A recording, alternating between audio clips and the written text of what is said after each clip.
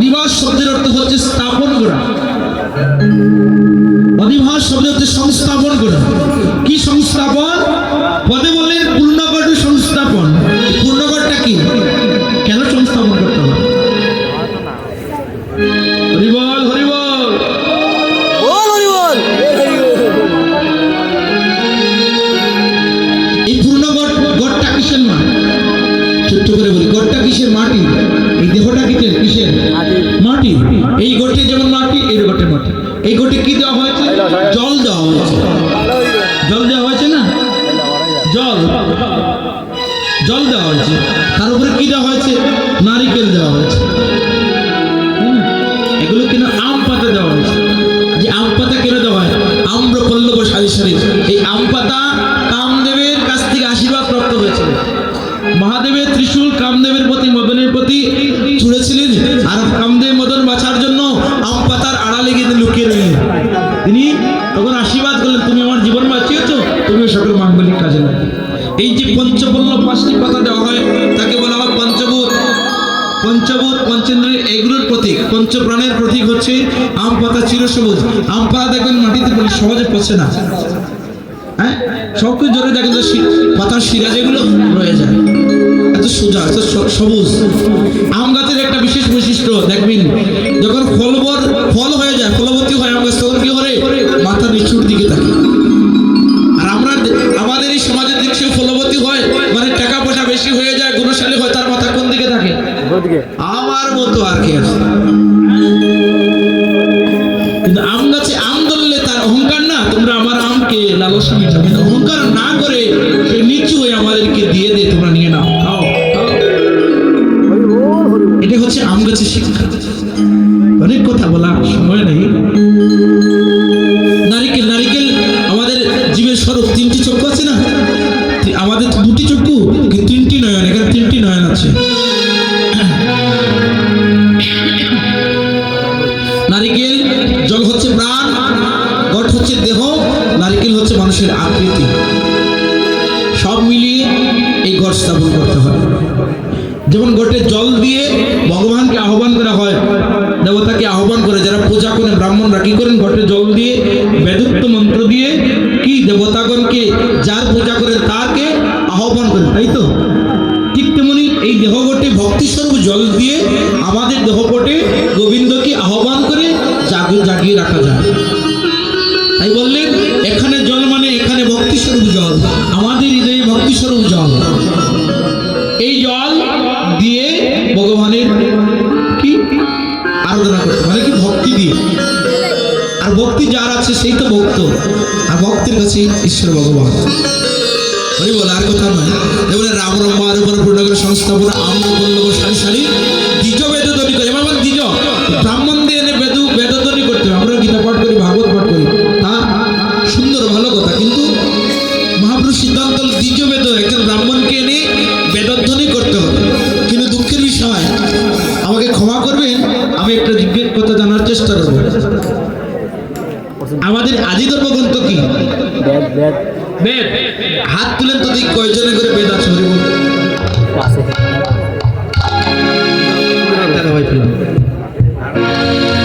দেখেন আমরা সনাতনী, কিন্তু গর্ব করে বলি আমি সনাতনী, আমি হিন্দু। কিসের হিন্দু?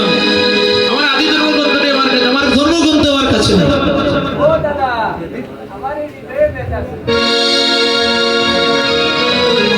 আমি হিন্দু, কিন্তু হিন্দুর মূল গ্রন্থ তো আমার ঘরে থাকা দরকার, জানা দরকার। আমরা জানবো কি করে? আমার মূল বিষয়গুলো আমাদের করে নিই। তাই বলেন দ্বিজ বেদধ্বনি করে, দ্বিজ গ্রন্থের বেদধ্বনি করতে হবে। মূল আদি গ্রন্থ বেদধ্বনি করতে হবে। দ্বিজ বেদধ্বনি করে নারীগণ জয় করে। মায়েরা আপনাদের দিকে কীর্তনের সেবায় বাবাদের কথা বলা হয়, কোথাও বাবাদের কথা বলা হয়েছে? হয় না, আপনাদের কথা বলা হয় সব জায়গায়। আপনারা ভাগ্যবান, কিন্তু এদিকে আমাদের জিব্বাটা, আমি লুতুনি দিলে কি মানবে? পাপ হবে। কিন্তু আপনারা লুতুনি মানে, এদিকে আমার জিব্বা কত কাজে লাগে, হ্যাঁ? কিন্তু আমার জিব্বাটা গোবিন্দ সেবা লাগে না, আপনাদের জিব্বা লাগে। আপনার সার্থক মা, আপনাদের রাত্রির জন্য ধন্য। নিজেকে ছোট করবেন না, কাটো করে দেখবেন না। আর যাকে দিয়ে মহাপ্রভু বিধান দিয়েছে তিনিও একজন নারী, সীতা দেবী, আপনাদের মতো মা। তাই বললে কি নারীগণ জয় করে, আরো সবাই বললে হরি হরি, তদিকিত সুমঙ্গল।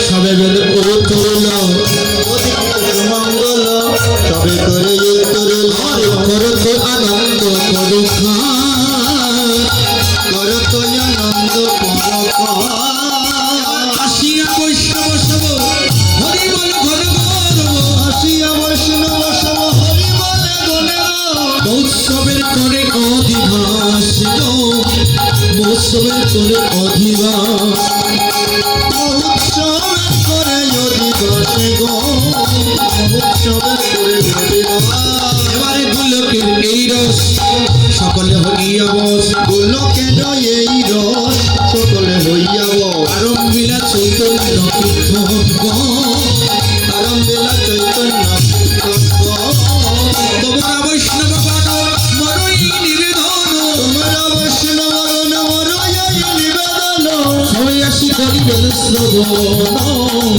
সবাই আসি করিবেন শ্রবণ সবাই আসি করিবেন শ্রবণ এবার সংকীর্তনের অধিকারী হইলেন নরহরি সংকীর্তনের অধিকারী হইলেন নরহরি আর বিলসই শ্রী রঘুনন্দন বিলসই শ্রী রঘুনন্দন ভাগ্যবান মা আমরা ভাগ্যের হলো না এবার সংকীর্তনের অধিকারী নরহরি দাসকে দিলেন কীর্তনের অধিকারীকে অধিবাস কীর্তন কে করবি নরহরি দাস আর বিলসী শ্রী রঘুনন্দন এবার রঘুনন্দনকে সমস্ত যজ্ঞের পরিচালনা দায়িত্ব কি পরিচালনা এবার রঘুনন্দনকে বেছে নিলেন মহাপ্রভু আর কাউকে নয় রঘুনন্দনকে যিনি রঘুনন্দন হয়েছেন তিনি নিঃসন্দেহে একজন ভাগ্যবান নিঃসন্দেহে একজন ভাগ্যবান মানুষ ব্যক্তি বা ভক্ত আমরা অনেক জায়গায় দেখেছি রঘুনন্দন হওয়ার জন্য লটারি মারা হয় ভাগ্য যার ভাগ্যে যা উঠবে সেই হবে রঘুনন্দন রঘুনন্দন হতে হলে একজন ভক্তের দরকার প্রথমত দীক্ষিত হতে হবে ভক্ত হতে হবে সংযমী হতে হবে মহাপ্রভু রঘুনন্দনকে বেছে নিলেন রঘুনন্দনকে কেন বেছে নিলেন রঘুনন্দনের মতো এত ভক্তি এত বিশ্বাস সরল ভক্তি কারো ছিল না যে এতটাই বিশ্বাস করেছিল যে পাথরের মূর্তি সেবা গ্রহণ করে এবং সে সেবা গ্রহণ করিয়েছিল একমাত্র তার সরল বিশ্বাসের কারণে ভগবান বাধ্য হয়ে তার ভক্তিতে সন্তুষ্ট হয়ে তিনি নিজে বিগ্রহ থেকে আবির্ভূত হয়ে রঘুনন্দনের হাতে সেবা গ্রহণ করেছেন তাই সেই রঘুনন্দনকে মহাপ্রভু বেছে নিলেন দায়িত্ব কি দিলেন কি বিলসই শ্রী রঘুনন্দন আহ্বানিয়া সভাকারে বচন অভিনয় করে আহ্বানিয়া সভাকারে বচন অভিনয় করে আহ্বানিয়া সভাকারে বচন অভিনয় করে আহ্বানিয়া সভাকারে বচন অভিনয় করে আস্বাদিবে নাম সংকীর্তন গো আস্বাদিবে গৌরাঙ্গের গো আস্বাদিবে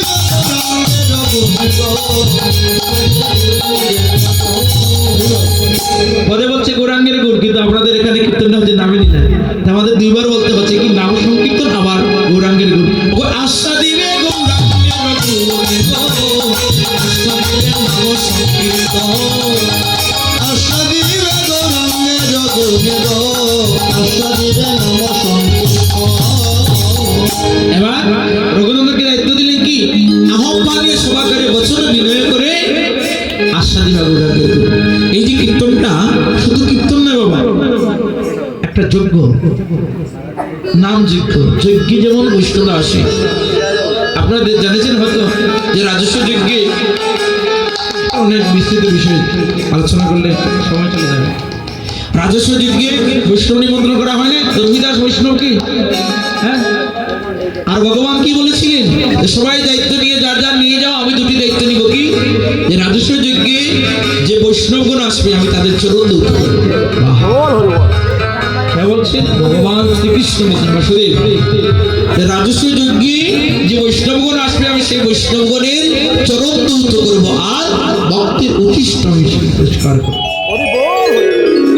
কেননা ভগবান চালাকি করলেন ভক্ত পদরজ ভক্ত পদজল ভক্ত মুক্ত অবশিষ্ট ভজনের তিন মহাবল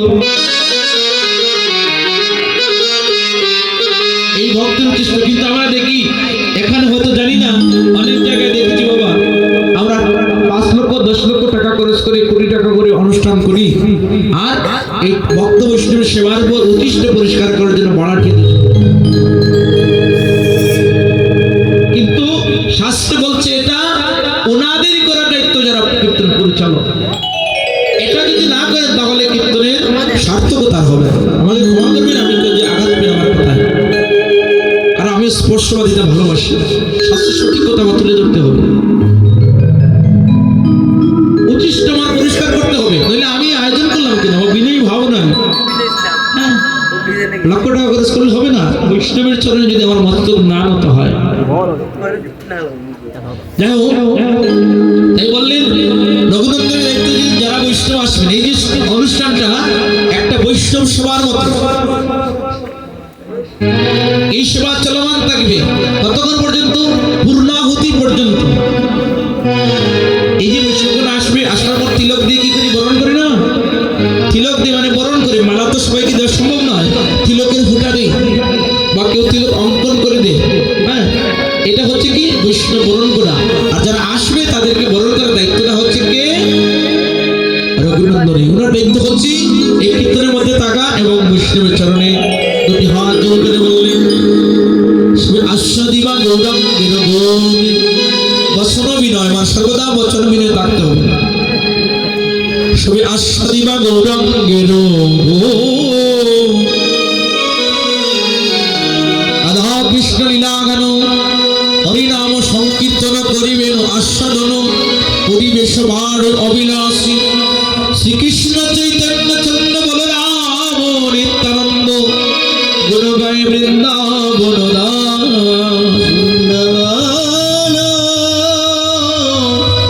বৃন্দাবন বৃন্দাবন।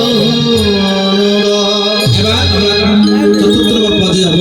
নানা দ্রব্য আয়োজন করি করে নিমন্ত্রণ, আয়োজন করি করে চাকরি করো আগমন হে, করি করো আগমন হে।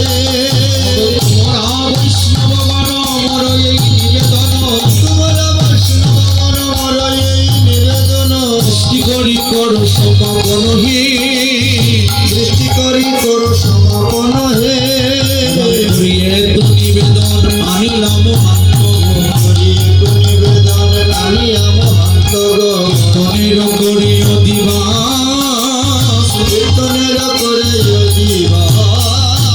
অনেক ভাগ্যের ফলে বৈষ্ণব আসিয়া মিলে, অনেক ভাগ্যের ফলে বৈষ্ণব আসিয়া মিলে, কালী হবে মোক্ষ বিলাস, কালী হবে মহোৎসব বিলাস। কৃষ্ণের লীলা গান করিবেন আস্বাদন, কৃষ্ণের নামগান করিবেন আস্বাদন, তেরো লীলা গান করিবেন আস্বাদন, কৃষ্ণের লীলা গান করিবেন আস্বাদন, আর হরিনাম সংকীর্তন করিবেন আস্বাদন। হরিনাম সংকীর্তন করিবেন আস্বাদন। এই তো পরম ধন জানো, এই তো পরম ধন জন, আর শ্রীকৃষ্ণ চৈতন্য নাম শ্রী নিত্যানন্দ ধাম, কৃষ্ণ চৈতন্য নাম শ্রী নিত্যানন্দ দাস, গায়ে দাস বৃন্দাবন। গুণ গায়ে দাস বৃন্দাবন।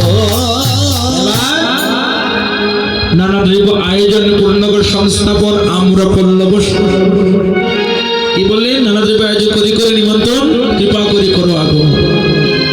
বৈষ্ণবগণকে নিমন্ত্রণ করতে হবে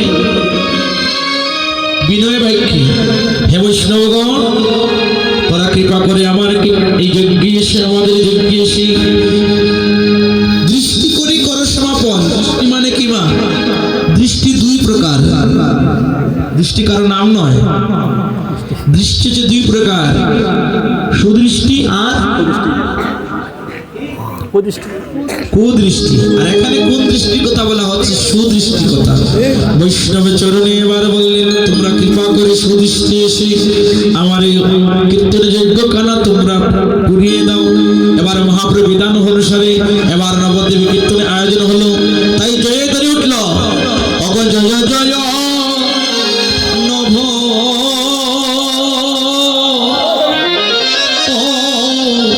দীপ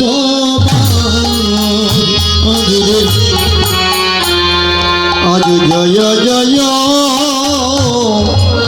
নব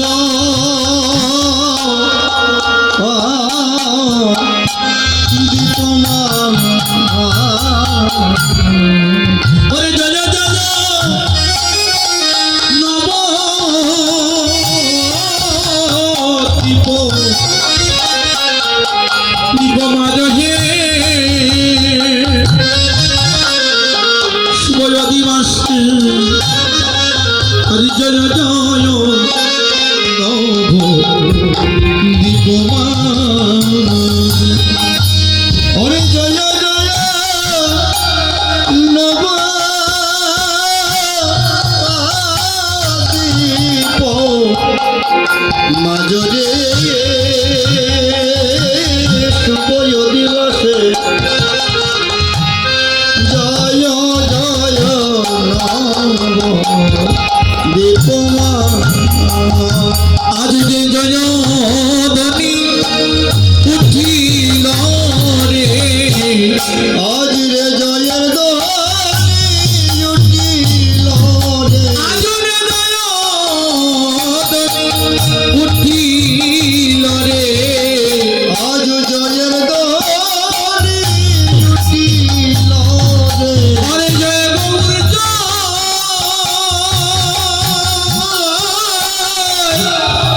নিতাই বলে জয়ের ধ্বনি উঠিল রে ওরে জয় গৌর জয়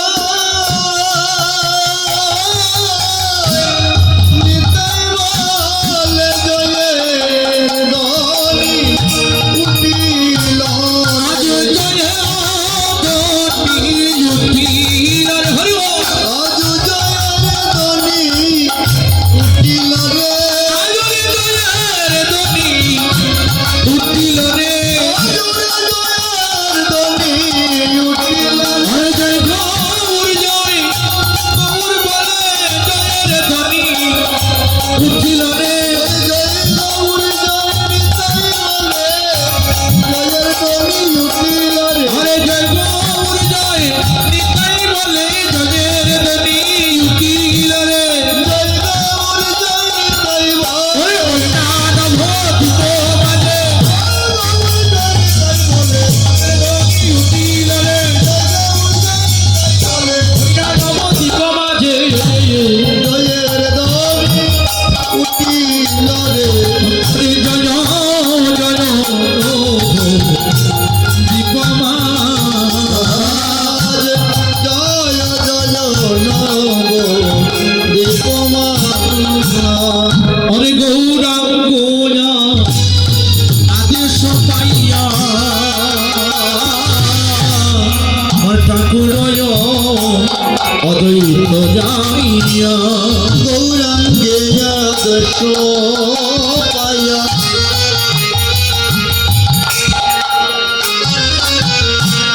ঠাকুর দৈত যায় এবারে করে খুলো মঙ্গলের সাজগ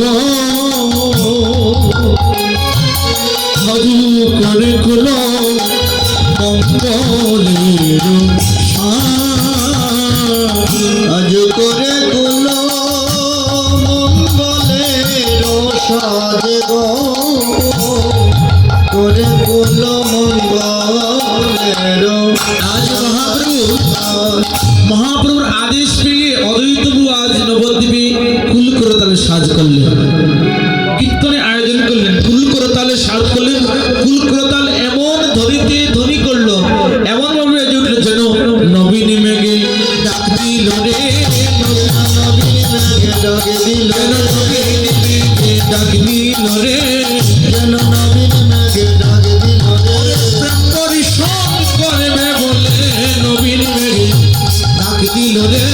প্রেম পরিশোধ করবে ওরে নবীন মেঘে ঢাক দিল হরি বল। প্রেম পরিশোধ করবে বলে মেঘে ঢাক দিল রে, প্রেম পরিশোধ করবে বলে যেন নবীন মেঘে ডাক দিল রে নবীন মেঘে ডাক দিল রে আসিয়া বৈষ্ণব সব হরি বলল কলরব মহোৎসবের করে অধিবাস। এবার বৈষ্ণবগণ আসলেন। এবার মহাপ্রভু এবার নিত্যানন্দকে ডেকেন, দেখে নে বলে নিতাই চেয়ে দেখে ভাই এই যে বৈষ্ণবগণ এসেছে, কারণ বৈষ্ণব এসেছেন, এই বৈষ্ণবগণের কৃপা যার তার ভাগ্য হয় না।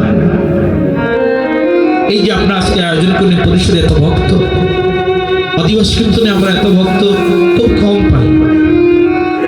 আপনাদেরকে এসে ভক্ত পাই, খুব ভালো লাগে। এই যে ভক্ত কৃপা বৈষ্ণবগণ এসেছে, আরো ভালো লাগতো যদি আপনারা আজ বসতেন, আরো খুব আনন্দ পেতাম যদি আপনারা বসতেন। তাহলে মনে করতাম যে আমাকে সঙ্গ দিয়েছেন আপনারা, আপনাদের ভাই হিসেবে কাছে পেয়েছি। কারণ আমি তো একই ধর্মী। শেষ বেলা যদি কৃপা করে একটু আসলে বসে মাত্র 5 মিনিট কীর্তন করবো, বেশি নয়। অনেকে চলেই যাবেন হয়তো, দরকার নেই যাওয়ার চাইতে দাঁড়িয়ে থাকলে। এবারে মহাপ্রভু বললেন না বাইরে নিতাই, এই করুণা করে বৈষ্ণবগণ এসেছে, তুই যা যা নিতাই এই বৈষ্ণবগণকে বরণ করে নে। কারণ বৈষ্ণবী কৃপা যার তার দ্বারা হয় না। কারণ শুন শুনিতাই, বৈষ্ণবের কাছে যদি হয় ক্ষুদ্র অপরাধী, মহা মহা ভজনেতে পড়ে যায় বাদে। বৈষ্ণব অপরাধ, এই জগতে সকল অপরাধের ক্ষমা আছে, কিন্তু বৈষ্ণব অপরাধের ক্ষমা নেই।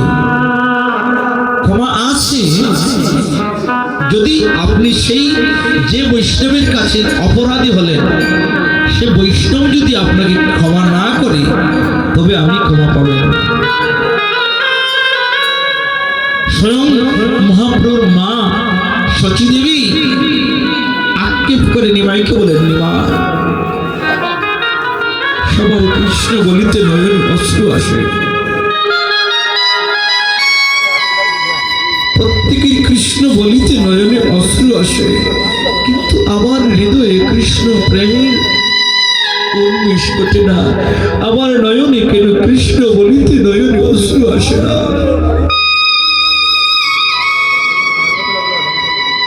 কে বলছেন? শচী দেবী। কাকে? নিমাইকে বলছে। তখন নিমাই বলেছিল, মা আমার কৃষ্ণ বলিতে অশ্রু আসে, এত সহজ নয়।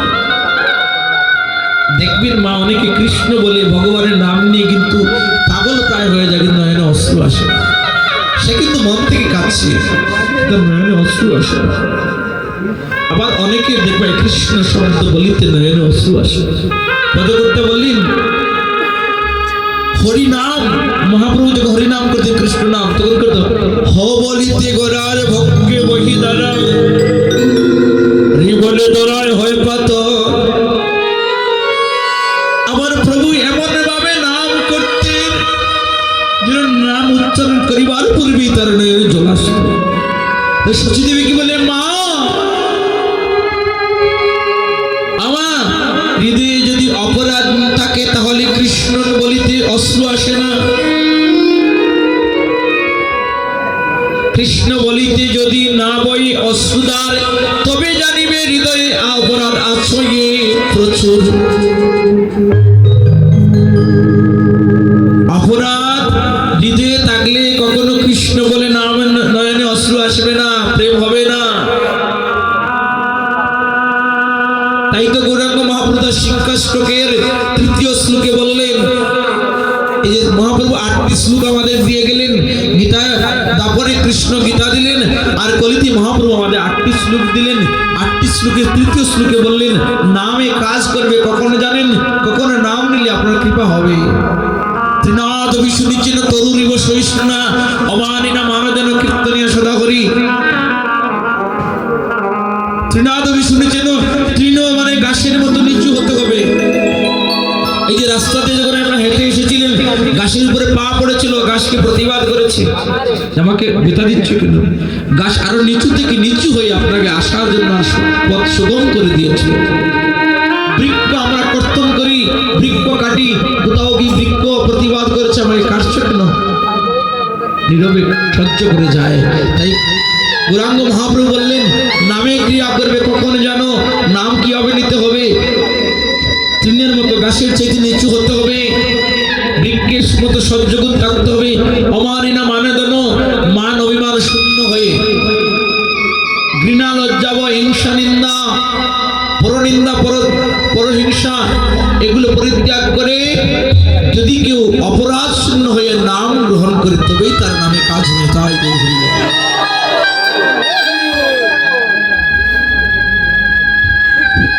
আজ এই মহাপ্রভু ঠিক তেমনি। তখন মহাপ্রভু বললেন, অবা তুমি তো বৈষ্ণব অপরাধী। কাকে বললেন? সুচি দেবীকে। তোমার নামে অশ্রু আসে না, তুমি যাও অদ্বৈত আচার্যের কাছে ক্ষমা চেয়ে নাও। অদ্বৈত প্রভু যদি তোমাকে ক্ষমা করে তবেই তোমার কৃষ্ণ প্রেম লাভ হবে। কেননা মহাপ্রভুর মা সচী দেবীর প্রথমে 13টি কন্যা সন্তান হয়েছিল। জন্ম নেওয়ার পর কেউ পৃথিবীতে থাকেনি, সবে চলে গেছে। এরপর পুত্র সন্তান লাভ করেছিলেন মহাপ্রভুর আগে বিশ্বরূপ, যিনি সন্ন্যাসে গিয়েছিলেন। বিশ্বরূপ সন্ন্যাসে যাওয়ার পূর্বে অদ্বৈত রূপ এবং বিশ্বরূপের মধ্যে একটা ভালো সম্পর্ক ছিল, ভালো বন্ডিং ছিল। তো বিশ্বরূপ যখন সন্ন্যাসে গিয়েছিল, মায়ের মনে একটা শঙ্কা, একটা দ্বন্দ্ব, একটা সন্দেহ যে অদ্বৈত প্রভুর কারণে আমার বিশ্বরূপ সন্ন্যাসে গিয়েছি। তাই তিনি একদিন দ্বৈত বলে তাকে সম্বোধন করেছিলেন, সে দ্বৈত। এই যে তার মনে খুব অদ্বৈত প্রভুর প্রতি, এই ক্ষোভের কারণে মনে মনে যে তার রাগের কারণে তার হয়ে গেছে বৈষ্ণব অপরাধী। তাই আমরা বলি কাউকে অবজ্ঞা করলে, কটাক্ষ করলে, তিরস্কার করলে, দুষ্ট কথা বললে, খারাপ কথা বললে অপরাধ হবে না। মনে মনে যদি কোনো কারোর প্রতি আপনার মনে যদি কোনো খারাপ চিন্তা হয়, খারাপ কথা বলেন কাউকে নিয়ে, তাহলে সেটাও আপনার বৈষ্ণব অপরাধ হয়ে যাবে। তাই মহাপ্রভু নিত্যানন্দকে বললেন, যাওনি তাই বৈষ্ণবগণকে বরণ করো। এবার নিত্যানন্দ মালা চন্দন নিয়ে বৈষ্ণব বরণ করে যাবেন। নিত্যানন্দ হাত কাঁপছে, কেন না হৃদয়ে ফেটে যাচ্ছে, আমি কি দিব বৈষ্ণবগণকে? আমার দেওয়ার তো কিছু নেই। আপনি অগণিতাই দন দেবালা চন্দন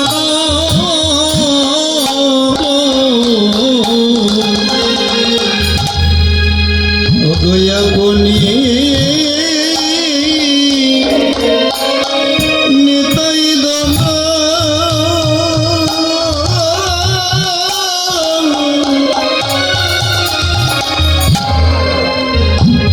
দেমালা চন্দন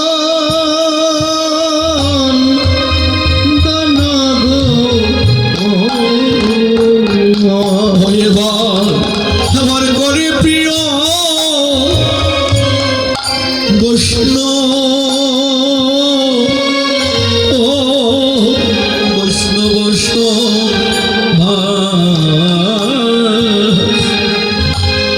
ওরে এবার করে প্রিয় বলে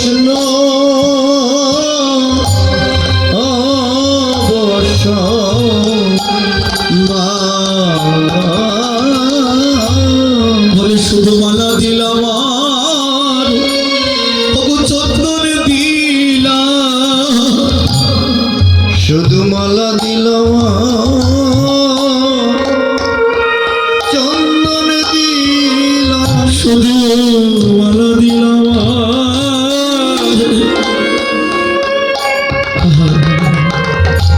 চন্দনে দিলাম, শুধু মালা দিলাম চন্দন দিলাম, ওই দিবসে বরণ করিলাম, শুধু মালা দিলাম চন্দন দিলাম, শুভ দিবসে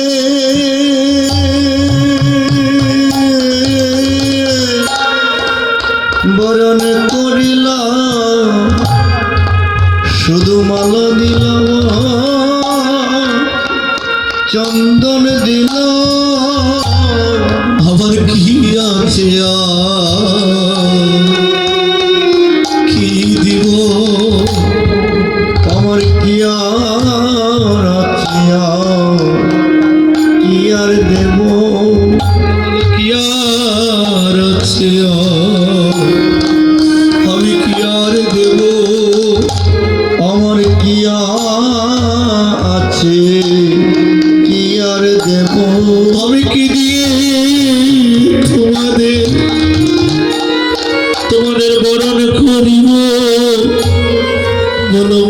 হইয়ার আছে কি আর দেব আমি কি দিয়ে তোমাদের বরণ করিব কি আর আছে কি আর দেব তোমাদের বরণ করিব বলো বলো কি আছি আমার আমি কি আর দেব কি দিয়ে তোমাদের বরণ করিব কি আছি আর দেব এবার নিতাই কাঁদে আমার গৌর কাঁদে নিতাই কাঁদে গৌর কাঁদে আজ নিতাই কাঁদে অগো গৌর কাঁদে আজ নিতাই কাঁদে গৌর কাঁদে অগো বৈষ্ণব চরণে লুটিয়ে পড়ে আমার গৌর কাঁদে আর নিতাই কাঁদে ওগো বৈষ্ণব চরণে লুটিয়ে পড়ে গৌর কাঁদে আর নিতাই কাঁদে আমার আমাদের মনে বাসনা পুরাইয়া দিও আমাদের মন বাসনা পুরাইয়া দিও বৈষ্ণবগণ আমার মামাদের মন বাসনা পুরাইয়া দিও বৈষ্ণবগণ মন বাসনা পুরাইয়া দিও তোমরা আমাদের হইয়া ওই করিও আমাদের মনে বাসনা পুরাইয়া দিও তোমরা আমাদের হয়ে ওই করিও আমাদের মনে বাসনা পুরাইয়া দিও আর শুনো বৈষ্ণবগণ করি নিবেদন এবার শুনো বৈষ্ণবগণ শুনো বৈষ্ণবগণ আমরা করি নিবেদন শুনো বৈষ্ণবগণ করি নিবে আমাদের যজ্ঞ খানা করিও